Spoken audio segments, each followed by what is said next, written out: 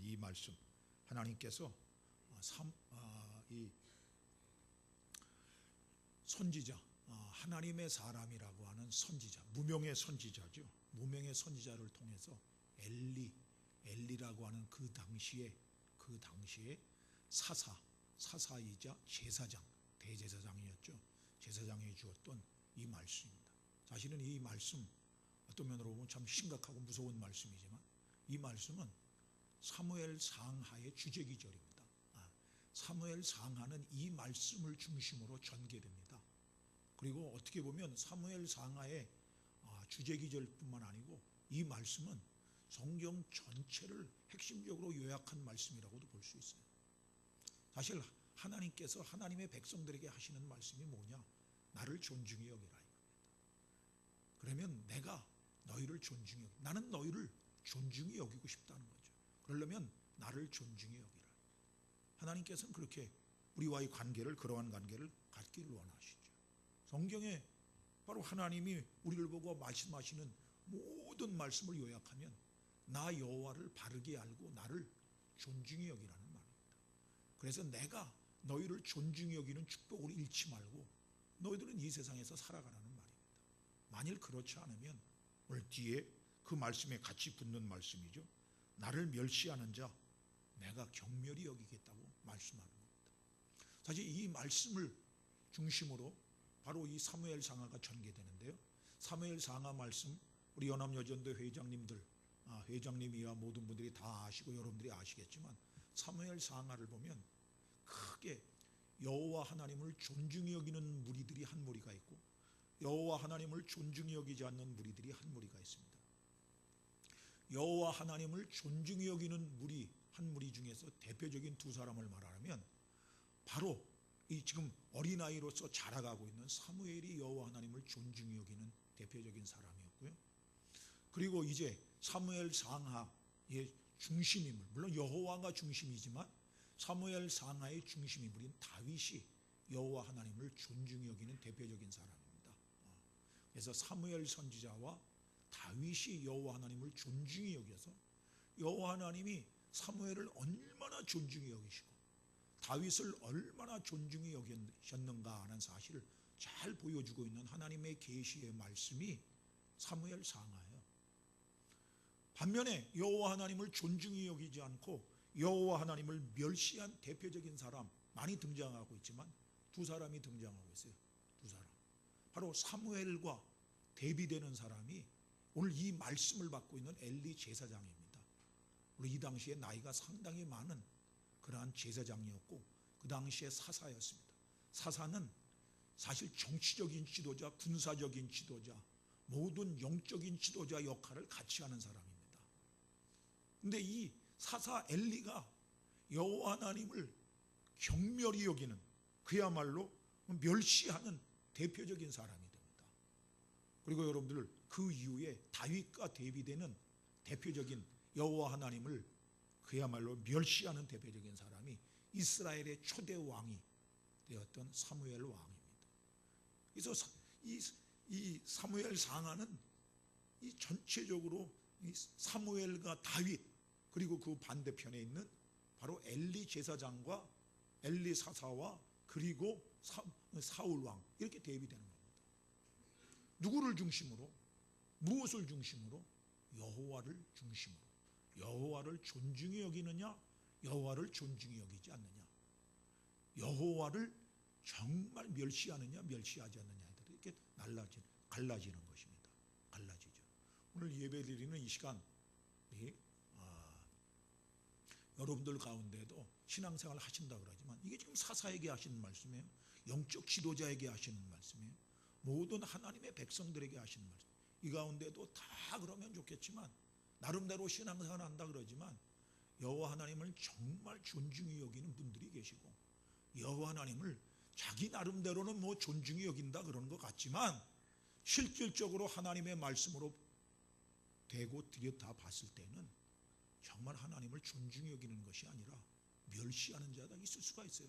그렇게 있다는 것은 안타까운 일이지만 지상 교회 안에는 항상 알고만 있는 것이 아니고 가라지들도 있으니까 가라지가 적으면 좋지만 가라지가 있는 겁니다. 내가 알곡인가 가라지인가? 예수님께서 말씀하시고 세례 요한이 통해서 말씀하신 정말 알곡인가 가라지인가? 잘 보셔야 돼요. 가라지이면서 알곡인 채 하지 않아야 돼. 속지 말아야 돼. 알곡인데 가라지인 줄 잘못 알고 있는 것도 신앙생활 불안한 것이죠. 정말 제대로 분별하면서 하는 거예요. 성경에 보면 지금 이 시대는 속고 속이는 시대예요. 디모데 후서적으로 보면 여러분 그러잖아요. 얼마나 속고 속이는 일이 지금 많이 나타나고 있어요. 거짓말을 하고 또 거짓말 당하고, 그것이 교회 밖에서도 이루어지고 교회 안에서도 이루어지잖아요. 교회 안에서도 얼마나 거짓말하면서도 거짓 선지자가 들어와가지고 거짓말하면서도 자기는 참되게 말하고 참되게 한 것이라고 하는 사람들이 많이 지금 나타나고 있어요. 이게 저와 여러분들 정말 하나님의 말씀을 그냥 나에게 위로의 말씀으로만 받아들이면 안 돼요. 하나님을 올바로 알고 하나님 앞에 내가 바로 서는 그러한 말씀으로 받아들여야 되죠. 그래야지 그게 축복이죠. 최면시키지 마세요. 자기를 최면시키면 안 됩니다. 바른 깨어있는 마음 자세로서 하나님의 말씀을 대하셔야 돼요. 사실 이 말씀이 지금 전달됐을 때가 그렇습니다. 하나님이 하나님의 사자를 보내셔서 엘리에게 말씀하시죠. 그래서 27절에 보면 읽지는 않았지만 하나님의 사람이 엘리에게 와서 그에게 이르되, 하나님의 사람이 와서 말하는 것은 자기의 말을 해서는 안 돼요. 저도 이 시간에 보낸 하나님의 일이라는 목사로 와서 지금 우리 교회에 와서 헌신 예배를 드리면서 하늘문 교회에 와서 제 얘기하면 안 되죠. 하나님의 메시지, 하나님의 생각, 하나님의 마음을 드러내야 되죠. 하나님의 마음, 여러분들은 하나님을 아시기 위해서 하나님의 말씀을 듣기 위해서 나온 거지 어떤 한 사람의 말을 듣기 위해서 나온 거 아니잖아요. 그러죠. 그래서 여호와의 말씀에 라고 이렇게 말하는 거예요.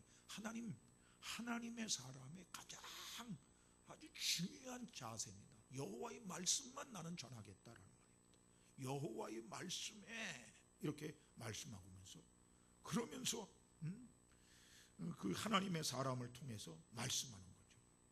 네가 어찌하여 나의 처소에서 명한 나의 제물과 예물을 밟으며 내 아들들을 나보다 더 중히 여겨 내 백성 이스라엘에 드리는 가장 좋은 것으로 스스로 살찌게 하느냐. 무서운 말씀이죠. 지금 네가 네 아들들, 엘리의 두 아들들, 특별히 홈니와 비느하스라고 그 이름이 뒤에서 나타나고 있어요. 그 뒤에 보면 4장 11절 말씀 보면 엘리의 두 아들 홈니와 비느하스는 죽임을 당하였다라고 말씀하고 있는데, 그리고 4장 18절에도 바로 홈니와 비느하스가 4장 17절이죠. 당신의 두 아들 홈니와 비느하스도 죽임을 당하였고 하나님의 궤도 결국 빼앗겼다, 블레셋 사람들에게 빼앗겼다라고 그런 보고를 하는 것 가운데 홈니와 비느하스, 이 엘리 제사장 사사의 아들이었는데 제사장 역할을 했어요. 그런데 이 두 아들들이 제사장 역할을 하면서 그 교회 안에 그야말로 그 당시에는 제사죠. 제사 드리고 있는 그러한 그 이스라엘 백성들이 바치는 것 중에 좋은 것들은 하나님 앞에 드리는 척하면서 자기가 먼저 갈취를 한 거예요. 그리고 결국 제사 드리는 여인들 중에서 자기 마음에 드는 여인들을 성적으로 유린한 거예요. 그 엘리 제사장이 자기 아버지로서 또 대제사장으로 그 일을 알고 들었음에도 불구하고 분명하게 제지 안 한 거예요. 하나님이 그것을 보고 계시다가 하나님께서 지금 하나님의 사람을 보내시면서 지금 엘리 제사장에게 하신 말씀이 오늘 본문의 말씀의 흐름이 내용이에요. 그것 속에 2장 30절 말씀이 포함되는 거예요. 다시 한번 강조하죠. 하나님의 사람이 말하는 내 말이 아니라는 거죠. 그래서 30절에 그러므로 이스라엘의 하나님 나 여호와가 말하노라. 하나님의 말씀이라는 거예요. 선지자 말 정도로 끝나는 게 아니라는 말이죠. 지금으로 말하면 제가 지금 여러분들에게 말씀드리는 말씀이 성경에 근거한 말씀이면 조동래 목사의 말로 받아들이면 안 돼요. 하나님의 말씀으로 받아들일 줄 알아야 된다는 거죠. 그러면서 이전에 내가 내 집과 내 후손들에게 내가 축복했다 이겁니다. 내가 약속을 했다.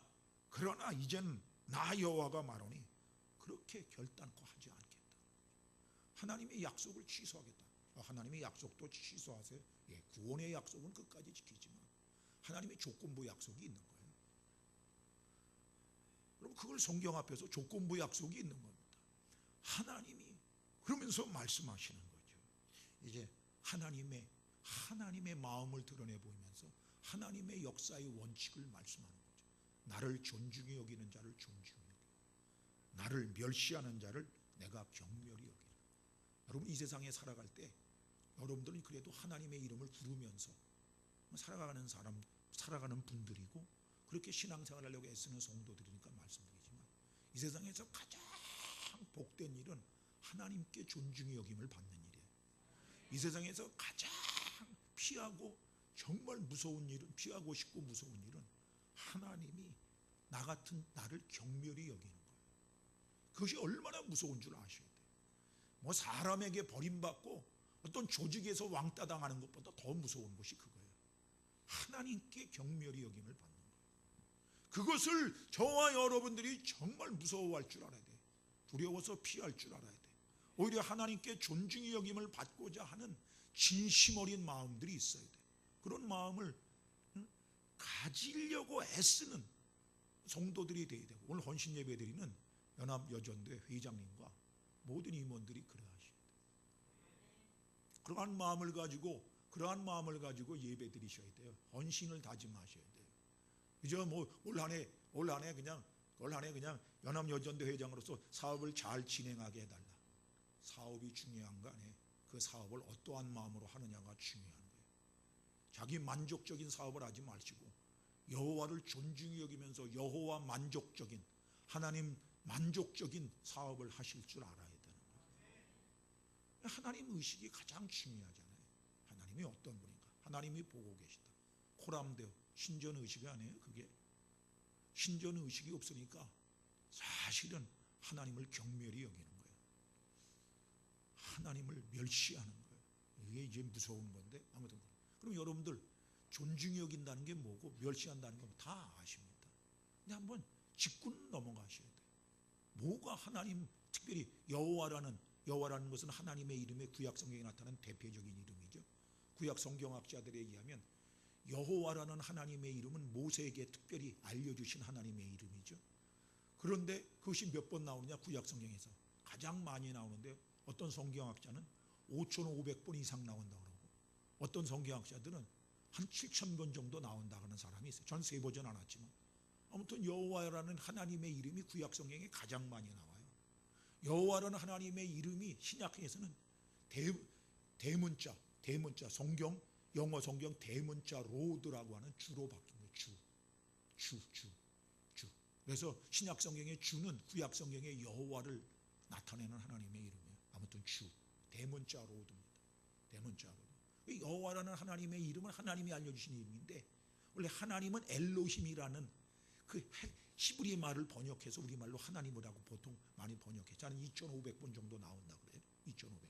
그러니까 여호와라는 하나님의 이름보다 약 반 정도 나오죠. 그만큼 여호와라는 하나님의 이름을 하나님의 백성이 알기를 그렇게 해서 원하셔서 많이 사용하신 거예요. 여호와라는 하나님의 이름의 뜻이 뭔가 여러분 아시죠? 여호와라는 하나님의 이름은 영원부터 영원까지, 그분은 시작과 끝이 없으니까 영원부터 영원까지 스스로 존재하시는 분이에요. 자존자, 스스로 존재하죠.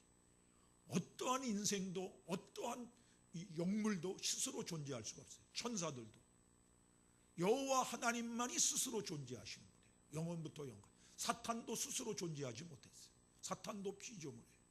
스스로 존재할 수 없어요. 여호와 하나님만이.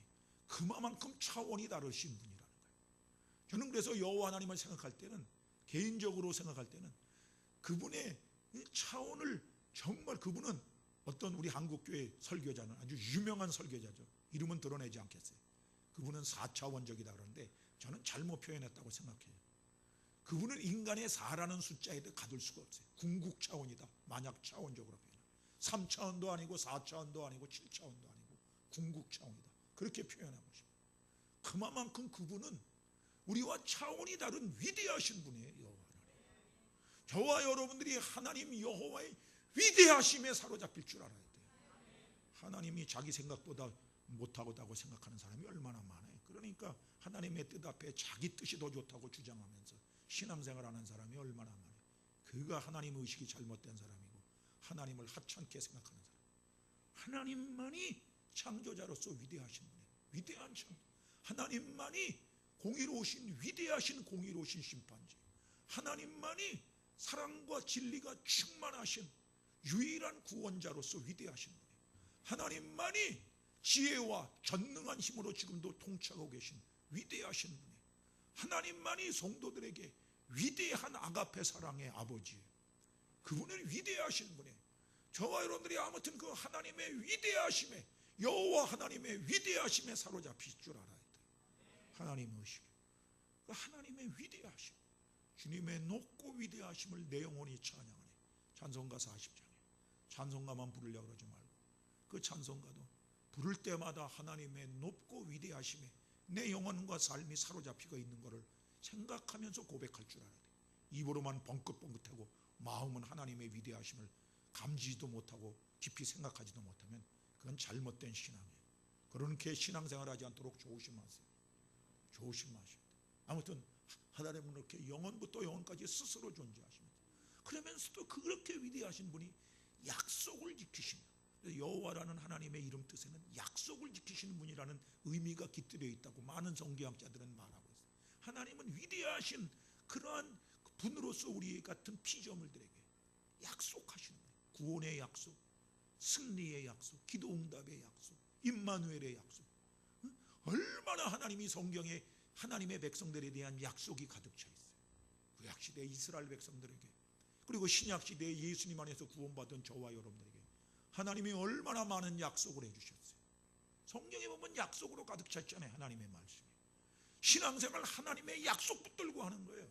하나님은 약속을 지키시는 분이라는 거예요. 약속, 신실하심이에요. 그 의미가 거기 속에 여호와라는 이름 속에 포함돼요. 그러면서 하나님은 우리를 망하게 하시는 것이 하나님의 본심이 아니에요. 하나님은 우리를 구원해내시는 것이 하나님의 본심이에요. 그래서 그 구원자, 그 구원해내시는 구원자라는 의미가 여호와라는 이름 속에 포함되어 있다는 거죠. 여호와라는 이름이 많은 경우에 구원과 관계되어서 등장하고 있습니다. 여러분들, 구원, 그 구원자예요. 구원자. 자기 백성을 저희 죄에서 구원할 자, 그래서 하나님의 아들 그 예수님을 그래서 보내주신 거예요. 우리 구원을 위해서 보내주셨잖아요. 자기 백성을 저희 죄에서 구원하기 위해서 하나님 여호와의 아들 예수님을 보내주신 거 아닙니까? 구원자. 그 여호와가 그렇게 위대하시고 그렇게 약속을 지키시는 신실하신 분이고 그렇게 우리를 구원해내시기를 원하시는 참으로 좋으신 분. 우리가 그분을 알면 알수록 그분을 존중해 여기는 게 마찬가지죠. 그러면 여호와 하나님을 존중해 여긴다는 게 뭐죠? 하나님은 믿음의 대상이에요. 우리가 믿을 때 그분을 존중해 여기는 거예요. 믿을 때. 여호와 하나님을 존중히 여긴다 해서 존중히 여긴다. 영어로는 honor라는 단어를 많이 썼어요. honor, H-O-N-O-U-R, honor라는 단어를 썼는데 존중히 여긴다. 어떻게 여기는 게 그분을 믿는 거예요. 하나님 여호와는 믿음의 대상이에요. 토론의 대상이 아니에요, 여러분들. 농담의 대상이 아니에요. 이론의 대상이 아니에요. 믿어야 돼요. 믿는다는 게 뭐예요, 여러분들? 성경에서 믿는다 그랬을 때 믿는다는 개념을 잘 아셔야 돼요. 저는 성경에 근거해서 믿음이라는 것을 설명할 때 세 가지 단어로 늘 설명합니다. 그러니까 성경을 설교할 때나 가르칠 때나 믿는, 그 이름을 믿는 자 곧 영접하는 자에게는 하나님의 자녀가 되는 권세를 주셨다고 요한복음 1장 12절에 말씀했죠. 이 믿음이라는 것이 성경에서 뭐라고 표현해요? 영접이라고 표현했어요. 영접이라는 게 뭐예요? 기쁘게 받아들이는 거예요. 받아들이는 거예요. 믿는다는 건 기쁘게 그분을 받아들이는 거예요. 내 어디에? 마음에, 내 삶의 중심에, 내 영혼 속에 받아들이는 거예요. 그래서 영어로는 receive라는 말을 써요. 받아들이는, 영접, receive. 그것도 기쁘게 해죠. willingly, 기쁘게 받아들이는 거예요. 영접. 아주 감격해서 받아들여요. 그분은 우리가 받아들여야 돼요. 내 생각의 중심에, 내 삶의 중심에, 우리 교회의 중심에 받아들여야 돼요. 여러분 정말 여호와 하나님을, 예수님을 정말 그렇게 기쁘게 내가 지금 받아들이고 그렇게 생각하고 있고 그렇게 행동하고 있는가? 그러한 성도 개개인인가? 그러한 가정인가? 그러한 정말 우리 하늘문 교회인가? 깊이 생각을 해보셔야 돼요. 믿는다는 건 영접이에요. 그러면서도 믿음이라는 것을 표현할 때 성경에 보면 뭐라고 표현했느냐? 믿는다는 것은 영접하고 하나가 되는 것이에요. 하나. 받아들였으면 그분과 내가 하나가 되는 거예요. 믿는다는 건 하나가 되는 거예요. 그래서 신약 성경에 특별히 많이 나오는 믿음이라는 것을 다른 표현을 펼칠 때 안에서 그리스도 예수님 안에서 그리스도 안에서 예수 그리스도 안에서 엔 크리스토 이게 이제 헬라 말인데 이것은 인 크라이스트라고 영어로는 되어 있죠.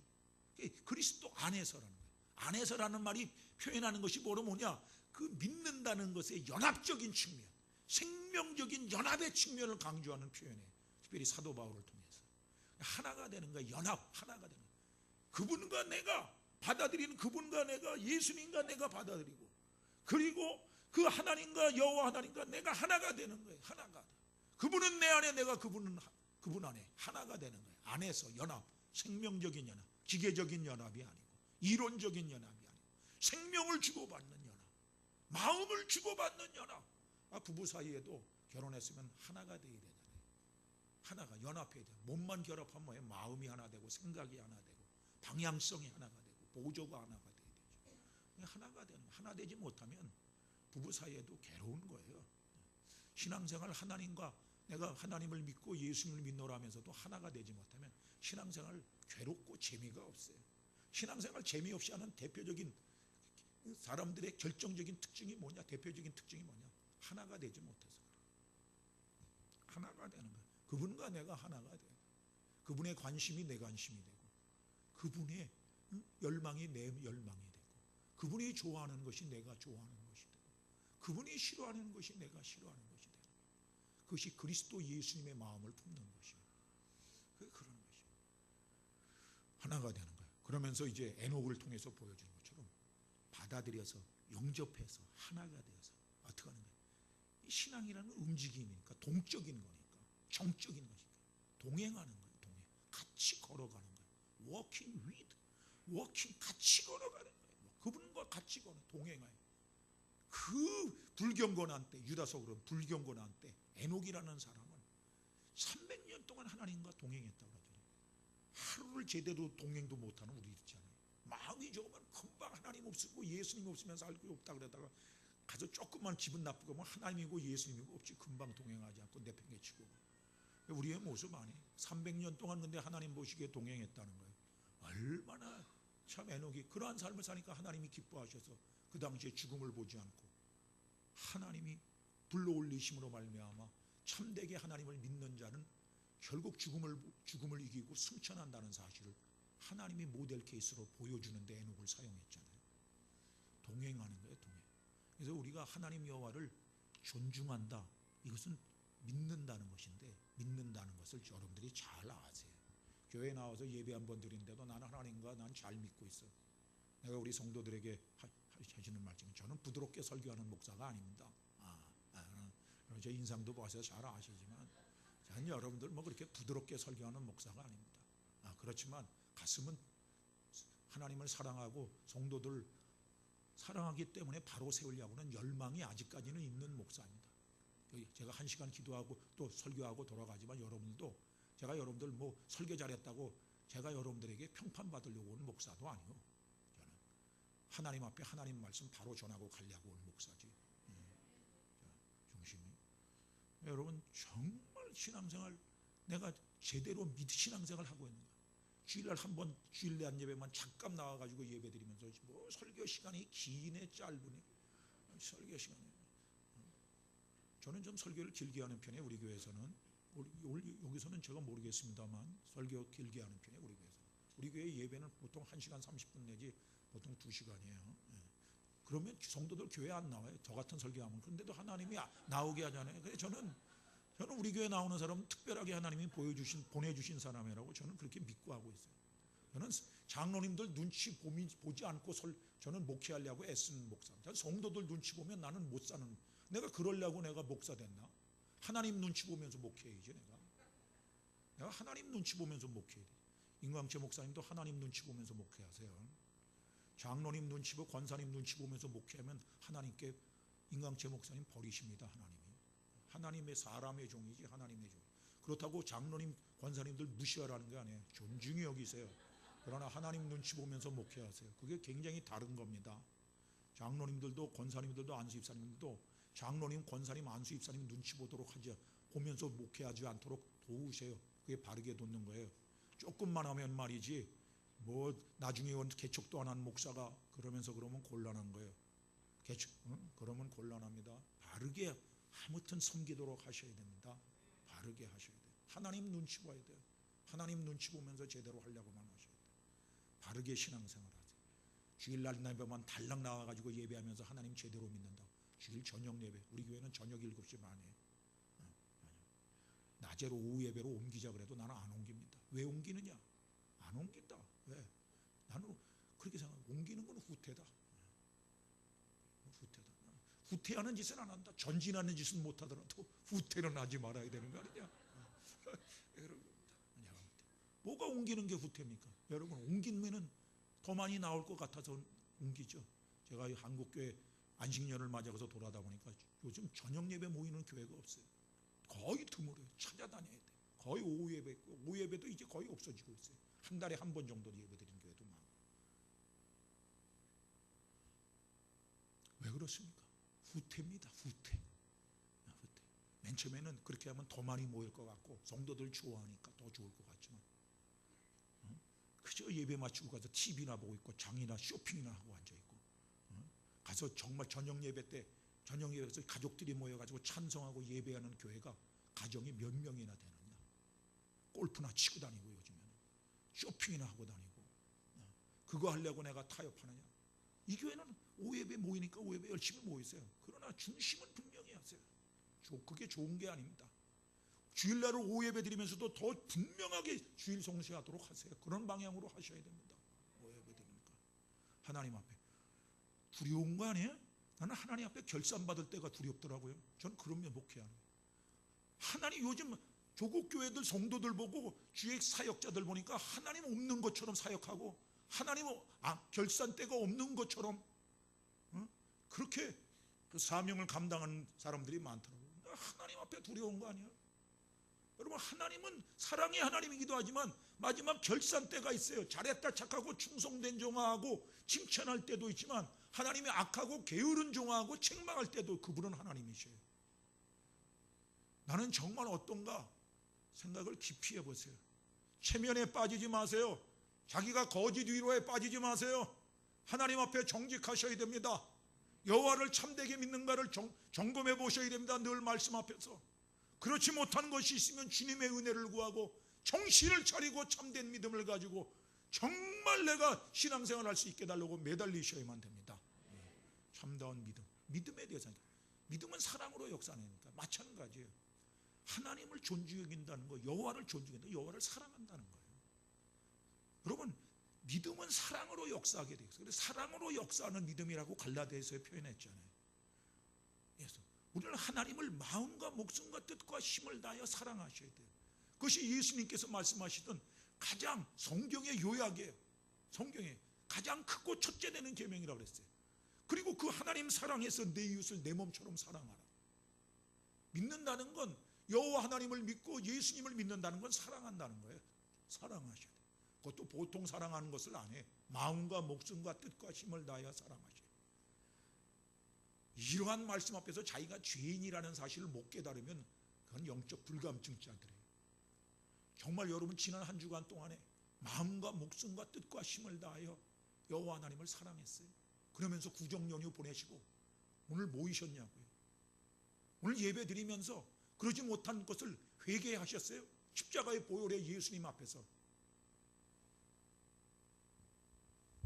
회개할 줄 몰라. 뭐를 회개거린 줄 몰라. 성도들이 목사도 그렇고 회개하는 것을 뭐를 회개할 줄 몰라. 마음과 목숨과 뜻과 힘을 다해 여호와 하나님을 사랑하지 못하는 것이 얼마나 무서운 죄악인지 가장 크고 첫째 되는 계명을 어긴 것인데. 그러니까 회개가 없어. 회개. 후회는 했는데 회개는 없어. 후회는 자기 중심적인 것이야. 회개는 하나님 중심적이고 말씀 중심적이고. 그게 다른 거예요. 그 회개할 때는 그러니까 회개하는 자에게 예수님의 보혈, 십자가의 보혈의 은총이 귀한 것이에요. 회개할 때마다 나는 망할 자예요. 바로다 나는 망할 자예요. 근데 그러한 나를 위해서 예수님이 하나님의 아들이신데 엘리 엘리 라마 사박다니라고 저주의 죽음을 돌아가셨어. 그러니까 예수님 회개할 때마다 예수님 없으면 살 수 없다고 하는 고백이 터지는 거지. 주 없이 살 수 없다는 찬송가 415장이 성도들에게는 늘 따라다녀야 돼. 왜? 좋아서만 그러게 나는 죄인이기 때문에. 예수님 없으면 난 망할 존재야. 은혜를 깨달으면 깨달을수록 내 모습을 보면 볼수록 나는 망할 존재. 사도 바울은 그래서 인생의 마지막에 가까울수록 내가 죄인의 개수라고 고백했어요. 초신자 때 고백한 거 아니에요. 그렇게 주님을 뜨겁게 사랑하고 섬겼는데도 죄인인 줄 몰라. 죄인인 줄. 죄가 뭔 줄도 모르고 뭐를 회개해야 될 줄도 모르면 곤란한 거죠. 회개하죠.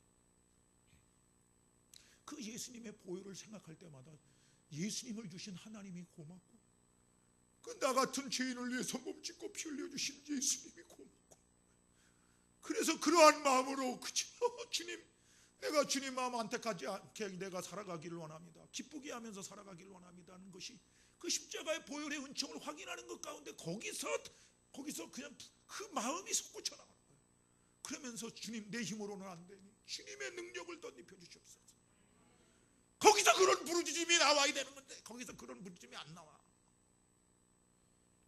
회개가 없으니까 십자가의 보혈의 은총도 신앙생활 하면 할수록 귀하게 여겨야 되는데 그러니까 세상의 불신자와 똑같이 그저 돈독에 올라가지고 명예독에 올라가지고 돈이 있어야 명예가 있어야 성공한 크리스찬인 줄 알고 있어. 금과 은은 내게 없어도 나사렛 예수님이 내가 있기 때문에 나는 자족한다 만족한다. 나는 이것을 주는 사역자다. 나는 이것을 주는 목사고 이것을 주는 성도다. 이것이 없어졌잖아요. 한국교회 돈이 없어가지고 지금 한국교회가 이 모습이 이대로입니까? 재정이 넘치는 교회가 더 많이 타락했지 않았어요? 알고 아는 분들은 다 아시는 거예요. 눈 가리고 아웅하지 마세요. 주님 앞에. 주님은 거룩하신 분이십니다. 성도와 성도의 공동체가 거룩하기를 원하시는 거예요. 죄는 죄로 깨닫고 회개할 줄 알고 주님 죄와는 피 흘리기까지 싸우고 주님 앞에 깨끗한 제물로 드리기를 원하시는 분이 주님이시란 말이에요. 아무튼 사랑해.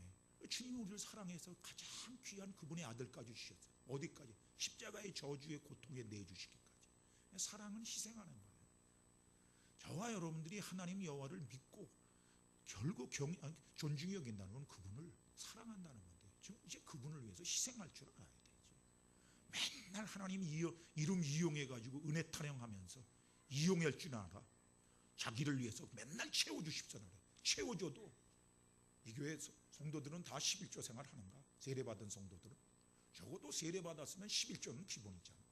11조 가지고도 아직도 그거 가지고도 제대로 그거는 기본이에요. 그거 해야 되느냐 안 해야 되느냐 기본이에요. 여러분 11조와 감사는 기본이라 그랬어요. 세례받은 성도들은 세례받을 때 약속하는 거 아니에요? 세례교인의 3대 의무와 3대 권리가 무엇인 줄 아시잖아요. 3대 의무가 뭐예요? 교회 재정에 참여, 헌금, 재정, 11조와 감사, 재정에 참여하고 3대 의무가 뭐예요? 공적 예배에 참여하고 교회 헌법에 복종해야 해요. 그래서 목사들도 교회 헌법을 뜯어 고치면서 교회 헌법에 복종하나 돼? 마음대로 뜯어 고치면서 성도들도 그러니까 교회법 안 지키지. 그러면서 말이야 마음대로 바꿔버리고 있어요. 다른 사람에게는 요구나 하고 말이죠. 자기에게는 지키지도 않고 말이죠. 그러면서 무슨 하나님을 경외하는 사역자고 하나님 성도들도 마찬가지예요. 그러면서 저거 하셔야 돼요. 그 다음에 3대 권리가 뭔지 아시죠? 봉사하는 권리예요. 교회 앞에서 봉사하는 건 아무나 하는 게 아니에요. 권리. 그 다음에 뭡니까? 투표할 수 있는 선거권과 피선거권이 있잖아요. 공동회의에서. 그거 권리입니다. 그거 권리죠. 얼마나 성찬에 참여할 수 있는 권리. 성찬에 아무나 참여할 수 있는 건 세례교회인 거예요. 근데 그런 거 다 배우면서도 하나님 앞에 목사 앞에 약속하는 것도 하나님 앞에 약속하면서도 세례 받는 그 순간만 약속하지 받으면 11조 안 하고 주일 성수 안 하고 아이고 참 안타까운 거죠. 완전할 수가 없으나 그 방향으로 가야 되는데 그 방향으로 가야 돼. 그게 참 안타까운 거예요. 그러면서 맨날 그런 사람들이 하는 대표적인 이야기, 맨날 은혜만 하죠. 은혜 받으면 더 잘해야 돼요.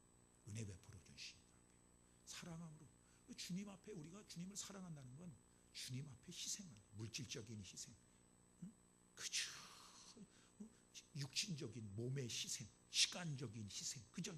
그래서 주님을 너무 사랑하기 때문에 주님의 이름과 영광을 위해서 그저 내 생명까지도 내놓으려고 그러는 것이, 그것이 우리 신앙의 순교자적인 신앙을 가진 선배들의 모습이 아니었던가.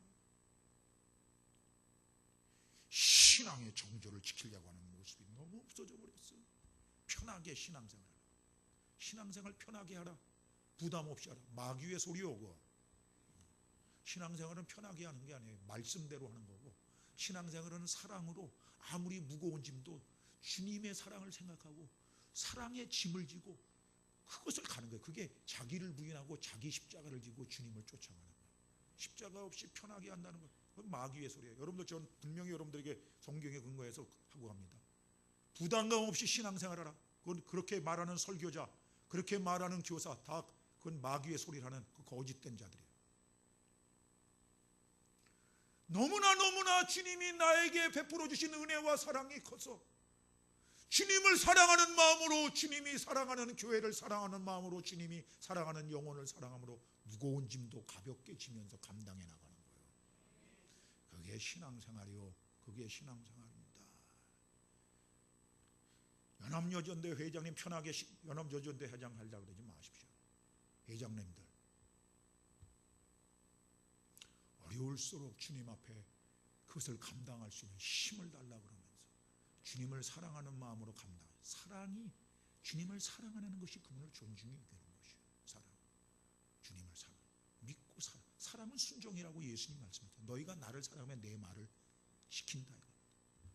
순종은 단순히 말 따르는 게, 사랑으로 순종하는 거예요. 순종하지 않는 사람은 사랑하지 않는 거예요. 남편과 아내가 아무리 달콤하게 사랑해 이래도 서로 어떤 것을 요구할 때 따라주지 않으면 그거 순종하는 거예요. 그거 사랑하는 거 아니에요. 속지 마세요. 사랑 테스트 하려면 간단해요. 뭐 하나 시켜보고 그거 안 따라준다, 사랑하지 않는 거예요.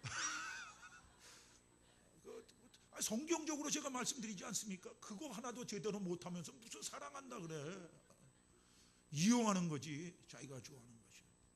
사랑은요, 순종하는 거예요. 사랑.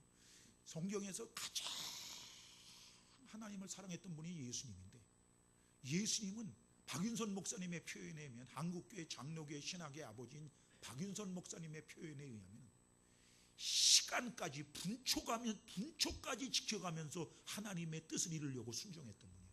아직 때가 이르지 않았다. 아직 내 때가 이르지 않았다. 다 하나님의 때에 맞춰서 순종하려고. 그만큼 그게 순종이에요. 순종이라. 사랑은 순종이에요. 사랑하기 때문에 순종. 하나님은 우리가 믿고 사랑하고 순종할 대상이에요. 순종이에요. 하나님 순종. 그렇기 때문에 정말 하나님 여호와를 경외하면 하나님 여호와를 참되게 믿고 하나님 여호와를 말씀과 마음과 목숨과 뜻과 힘을 다하여 사랑하고, 그러면서 주여 말씀하옵소서, 종이 듣겠나이다. 어떠한 말씀이든지 따르겠나이다. 악을골짝 빈들에도 복음 들고 가오리다. 내 생명을 원하시면 내 생명까지도 드리겠나이다.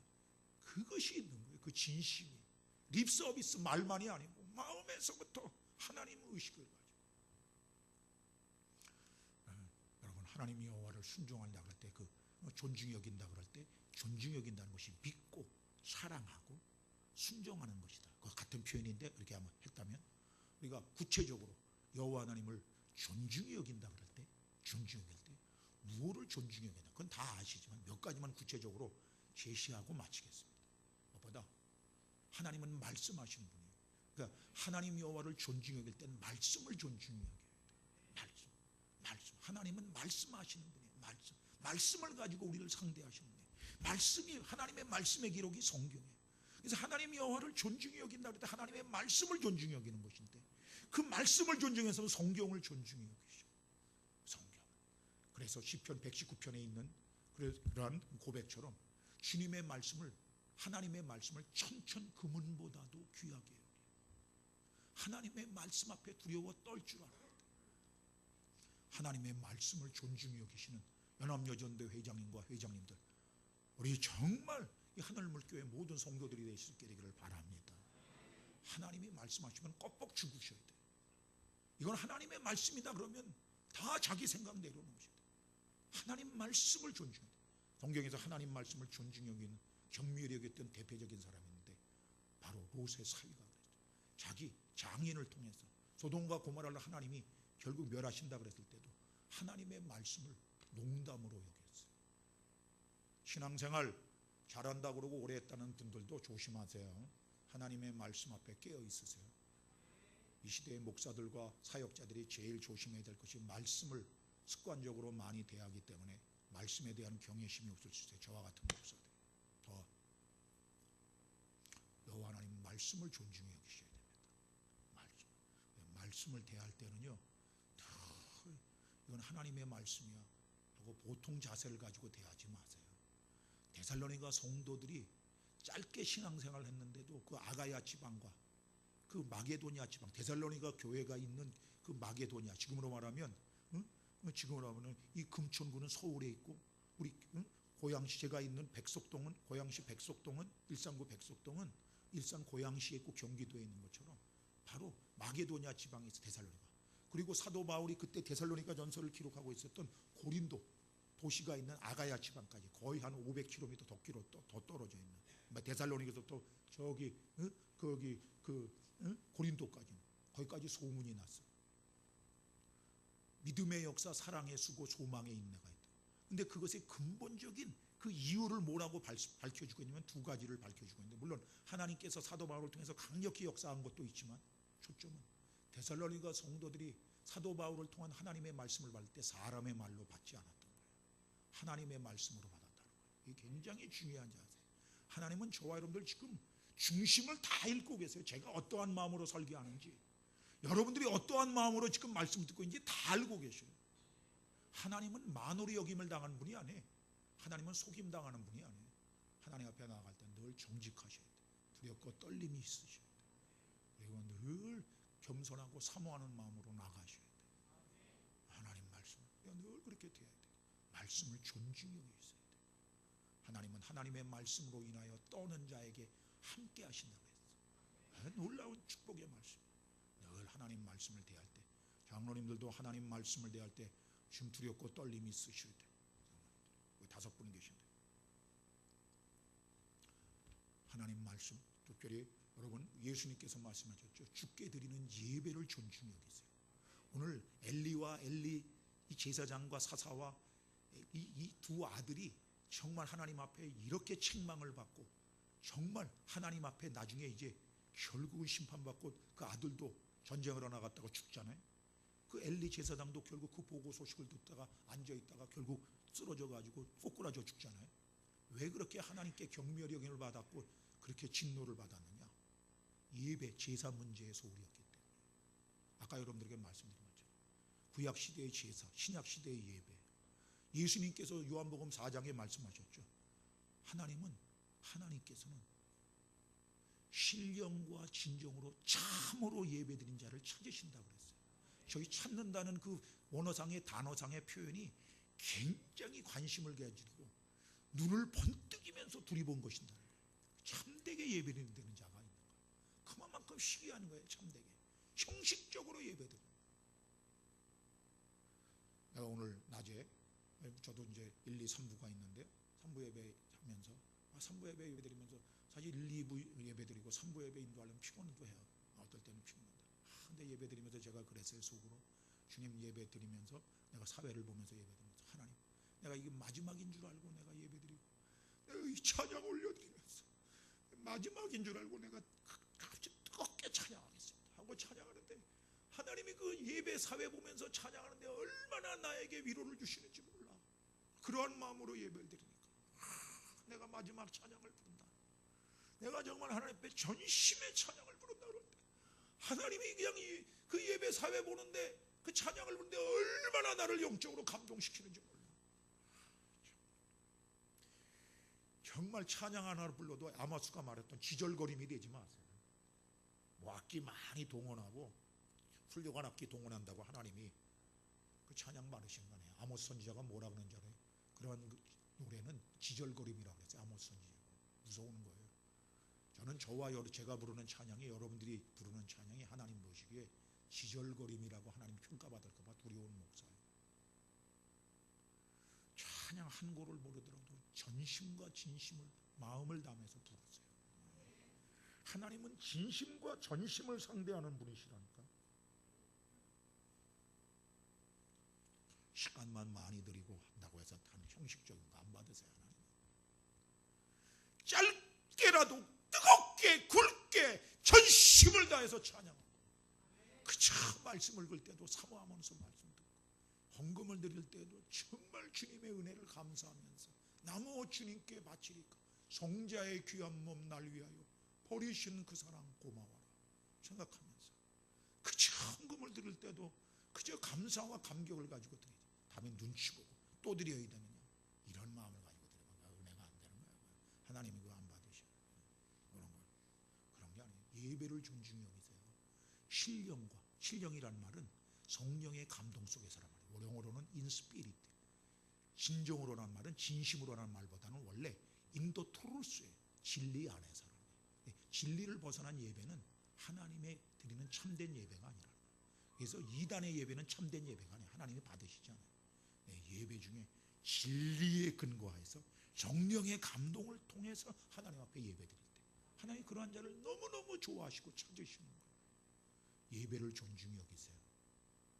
예배는 뭐 이 시간에 저거 하지만 두 가지 큰 요소로 나눠드리죠. 예배는 그것만 말씀드리겠습니다. 예배는 하나님 앞에 드리는 요소가 있고 받는 요소가 있어요. 드리는 요소가 뭐예요? 찬양, 기도, 예물 드리는 거, 헌금 드리는 거. 받는 요소가 뭐예요? 말씀을 통해서 하나님 받잖아요. 이 시간 설교를 통해서 여러분들이 하나님 받는 시간이에요. 하나님은 말씀을 가지고 나를 만나, 성령으로 역사하시며 나를 만나주는 시간. 하나님 받는 거. 그리고 목사가 성령의 성삼일체의 이름으로 축도하는 거. 하나님이 주시는 복을 받는 시간이에요. 이걸 겸손한 마음으로 사모하는 마음으로 정말 진심을 담아서 할 때, 그럴 때 주님이 기뻐하시는 거. 정말 그것이 존중이 여기는 거예요. 드리는 거 잘 드리시고 겸손하게 사모하는 마음으로 받아들일 때 그 예배가 참된 예배가 돼요. 하나님은 참된 예배를 드리는 자를 너무너무 찾으셔요. 예배를 존중히 여기세요. 주일 낮 예배, 주일 오후 예배, 이 교회에서는, 하늘무 교회에서는 오후 예배, 모든 공적인 예배를 존중히 여기세요. 세월이 갈수록 예배 적게 드려야 되겠다. 그건 거꾸로 가는 거예요. 사도행전 2장과 4장으로 가셔야 됩니다. 세상의 흐름, 세상의 유명한 교회 흐름, 한국교회 유명한 교회 흐름 따라가지 마시고 사도행전 2장과 4장으로 가려고 애쓰셔야 돼요. 저들은 올순절 성령 강림의 역사가 나타났을 때 날마다 예루살렘 성전에 모여서 하나님 앞에 예배드리고 기도하고 찬양하고 교제하기를 좋아했어요. 날마다는 못 모이면서 뭐 일주일에 한 번 모이는 것도 그것도 허덕허덕거리고 스케줄 다 짜가지고 주일날 예배 오니까 그거 하나님이 다 보시고 은혜 주시나? 목사가 설교 잘하느냐만 보고 자기가 좋아하는 말만 들으면 은혜 있었다 그러고 자기에게 좀 책망하고 찌르는 말씀 드리면 그 기분 나쁘다 그러고 돌아가고, 그러니까 신앙이 안 자라는 거예요. 잘하는 것 같으나. 주일날은 저는 우리 성도들에게도 말씀드립니다. 주일날은 자기 스케줄 짜고 주님 앞에 예배 드리는 날이 아니에요. 하나님 앞에 온통 드리려고 그러는 날이에요. 그런 방향으로 가셔야 돼요. 연합여전대 회장님들이 먼저 본을 보이시고, 장로님들이, 저는 주일날 와서 시간 스케줄 저거 하는 사람도 시간 모르는 사람이 있으면 저는 이거 얼굴 보세요. 제가 얼마나 좀 저거 합니까? 저는 설교 더 오래 해요. 도중에 나가더라도 그거 깨트리려고. 제가 손해인 것 같지만, 그러나 그러면 안 돼요. 그거 바른 자세가 아니에요. 하나님 주일날에 또 로즈데이예요. 주님의 날에게 온통 드릴 날이에요. 예배를 존중히 여기세요. 예배를 존중히 여기세요. 주님의 말씀을 존중히 여기세요. 그리고 그것과 함께 예배와 같이 생각하는, 요즘 주일 성수 개념에 깨져있던 주일날을 거룩하고 복된 개념으로 아시고 주일을 거룩하게 지키려고 주일을 존중히 여기세요. 한국교회 지금 현재의 문제가 뭐냐? 여러 가지가 있죠. 도덕적인 문제도 있지만 주일 성수 개념이 너무 깨졌다는 거예요. 이 정도로 하고 넘어가고요. 두 가지만 더 말씀드리면, 먼저 주께서 주신 직분, 사명을 존중히 여겼어요. 사도 바울이 고린도 전후서에 고백한 거 보면 신약 시대에 우리에게 주신 사명은, 직분은 의의 직분이라고 했어요. 생명의 직분이라고 했죠. 저와 여러분들에게 직분을 맡기셨어요. 특별히 하나님 교회의 역사에, 하늘문 교회의 역사에, 그래도 성경적으로 개혁주의 신앙을 따라가려고 애쓰는 교회라고 저는 알고 있습니다. 원로 목사님이 공로 목사님이 그러셨고, 공로 목사님께서 그러셨고, 후임으로 오신 임광채 목사님도 그렇게 여태까지 신앙을 배워왔고 그렇게 목회하려고 애쓰는 분인 줄 저는 알고 있습니다. 그런 교회에서 하나님의 일을 하도록 기회를 주신 것이 직분인데, 이 직분을 귀하게 여겨야 돼요. 우리 교회에 정말 직분을 귀하게 여기시는 한 분 계셔요. 그분은 서리 집사 주니까 서리 집사 그 받은 그것을 지금도 가면 거기 액자에다 놓고 자기가 서리 집사 받았다는 걸 너무너무 귀하게, 지금 안수 집사님이십니다. 안수 집사 받은 걸 그렇게 귀하게 여겨요. 직분을 귀하게 여겨요. 여러분, 세상 직분도 삼성에서 요즘 직업 뽑을 때 뭐 한다 그러면, 삼성에서 어떤 직책을 얻고 직분 얻으면 굉장히 직분 얻고, 나라에서 그러면 굉장히 귀하게 여기죠. 하나님의 생명의 단체인 진리의 기둥 같은 아버지 집이라고 하는 이곳에서 여러분들에게 주어진 직분은 그렇게 헐것입니까? 여기 교사들 계십니까? 나는 교사들 중에서 신앙생활 제대로 하는 사람 거의 못 봤어. 우리 교회만 그런가? 그래, 애들에서 돈 받고 말이지, 월급 받고 말이지, 그러면서 애들 저거 맡을 때는 열심히 하면서 말이지, 돈 안 받고 말이지, 주일날만 와서 애들 교회학교 저거 섬기는 때에는 엉터리로 하는 교사들이 많더라고. 그거 다 드러나는 거 아니겠는가? 돈 받고 하면 세상에서 교사 직분은 저 고가 점수 잘 따고 올라가려고 열심히 하고, 교회 안에서는 그 애들 영혼을 맡고 살초고 하는 데는 그렇게 그 빠질 때도 그거 뭐 이렇게 빠지기도 잘 빠져 애들 앞에서. 그러면서 애들에게 그 바른 신앙이 섬겨지겠나? 내가 본을 보이지 심겨지지. 목사가 본을 보이지 않으면 성도들이 따라오지 않아요. 교사가 본을 보이지 않으면 애들이 신앙이 바로 세워지지 않습니다. 완전할 수 없어도 회장님이 말이지 본을 보이지 않고 맨날 조금 하면 다음에 모여, 다음에 전도해 그러는데 그 모이나 안 모이지? 그러면 안 모이는 거예요. 여러분, 그거에 안 되게 돼 있어요. 본을 보여야 되는 거예요. 본을 보여야 돼. 직분을 귀하게 여기세요. 직분. 교회 직분은 특별히 주님 안에서 생각을 하세요. 이 직분만큼 귀한 것이 없어요. 세상 어떤 직분. 제가 목사이기 때문에 말씀드리는 거 아니에요. 성경에 근거해서 말씀드리는 거예요. 교회 직분을 귀하게 여기시고요. 어떤 직분을 맡겼을 때, 저는 우리 부교육자님들에게도 말씀드리고, 우리 제가 늘 헌신 예배 드릴 때도 말씀드립니다. 내가 회장 맡았을 때, 여러분들이 부교육자였을 때, 정말 나로 말미암아 하나님이 역사하셔야 되는 거니까, 내 힘으로 되는 거니까, 나로 말미암아 그 여전도회가, 남전도회가, 네가 맡고 있는 지금 그 기관이 한번 하나님의 역사가 나타나서 좀 부흥되는 것을 좀 맛보라. 그러다가 나중에 개척할 때는 개척하고, 그러다가 나중에 다른 기관 맡으면 맡아라. 자기가 맡았을 때는 회장으로 있을 때라든지 뭐 있을 때는 엉터리로 맡으면서 다른 사람 맡으면 더 엉터리가 되면 그거 못 견디게 하는 거예요. 그러면 그거 되겠는가? 그러면 안 되죠. 부교육자님들 계셔도 잘 들으세요. 여러분들이 맡고 있을 때, 내가 맡고 있을 때, 내가 맡고 있는 이 기관에서 정말 하나님이 역사하셔서 일으켜주시는 부흥을 맛보다가 개척해다 나가시든지 다른 교회 맡아서 나가시든지, 그건 하나님의 뜻 가운데 하세요. 지금 그거 헌신 예배는 아니지만 큰 교회 찾으려 그러지 말고, 쉬운 교회 찾으려 그러지 말고, 주님이 원하는 교회가 뭔가를 잘 분별하고 가세요. 네. 주님 만날 생각하시다가 결산받고, 쉬운 거 찾고 큰 거 찾으려 그러면 유혹이 많이 오기 때문입니다. 그러면 안 돼요. 우리는 주여, 죽으면 죽겠습니다. 망하면 망하겠습니다. 주님만 따라가겠습니다. 주님만 기쁘시대 하다 가겠습니다. 주님 한 분만으로 만족하겠습니다. 어려우면 자족을 배우려고 애쓰겠습니다. 빨리 성공하려고, 빨리 많은 것 가지려고 하지 않겠습니다. 중심 잃어버리지 않아야 하나님이 긍휼히 여기시면서 더 깊은 만남을 주시는 거예요. 위로를 주시는 거예요.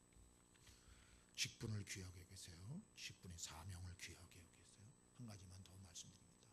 여러분, 주님이 사용하시는 주의 일꾼을 존중히 여기세요.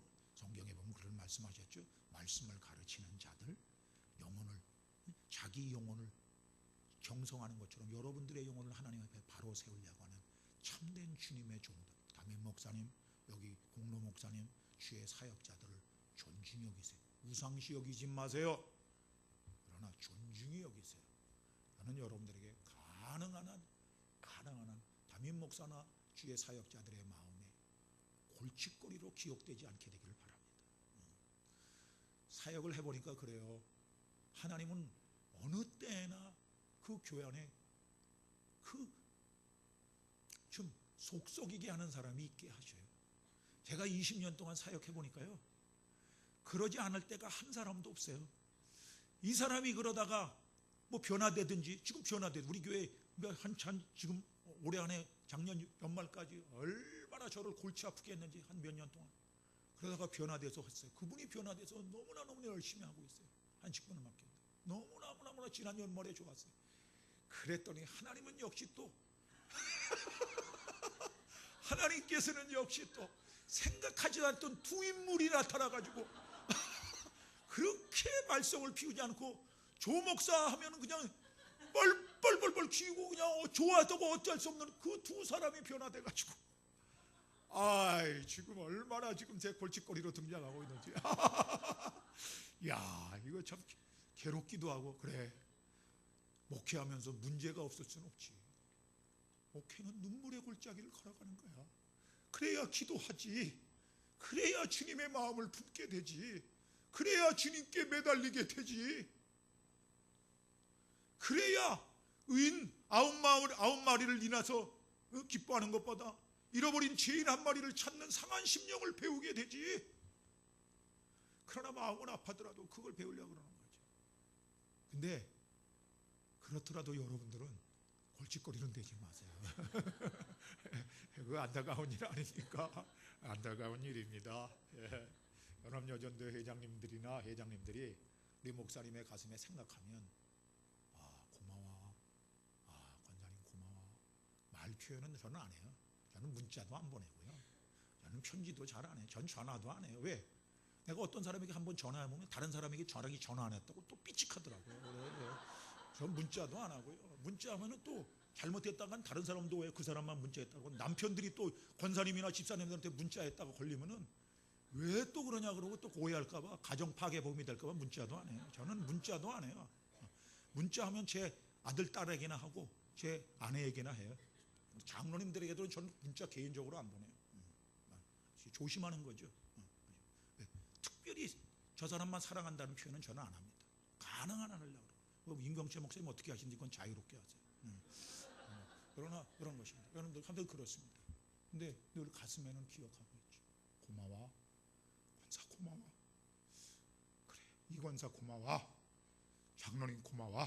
목사가 이렇게 흥펴놓고 어떤 면으로는 큰 소리만 벅벅 치고 성격도 이렇게 별로 좋지 않은 목사인데 그래도 그렇게 떠나지 않고 그래도 목사라고 해주니 고마워.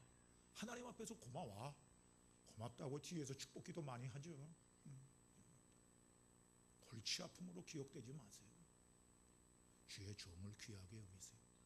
여호와께서 붙잡고 사용하시는 종을 귀하게 여기세요. 존중이, 그게 하나님께서 여러분들 존중이 언어하십니다. 그러면 보호하십니다. 다윗을 보호하셨듯이 때가 되면 높이십니다. 다윗을 높이셨듯이 때가 되면 하나님께서 마음껏 쏟아부어 주십니다. 다윗에게 그러한 것처럼 드릴 힘이 너무나 넘쳤던 것처럼 하나님 여호와를 존중히 여길 때 하나님이 그렇게 하십니다.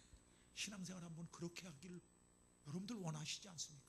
하나님은 그렇게 하기를 원하시는 거예요.